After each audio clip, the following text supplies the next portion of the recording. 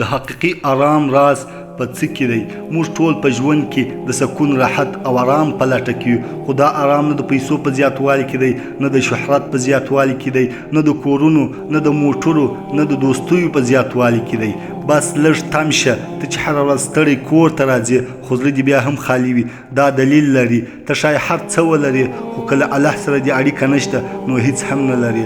الله جل جلاله فرمایي خبردار اوسئ، د الله جل جلاله په یاد کې د زړونو سکون دی، له قرآن نه لیرېوالی، له لمانځه نه سستي، له ذکر نه غفلت. همدا هغه څه دي چې موږ یې ظاهرا خوشحاله خو باطن کې خفه ساتلي یو.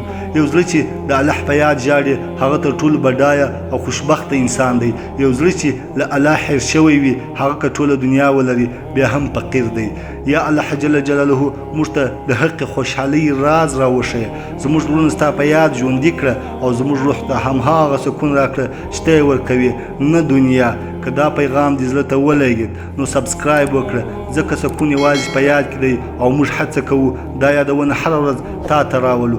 ویډیو له خپلو ملګرو سره شریکه کړه، کیدای شي د یوه زړه آرام ستا له لاسه راشي.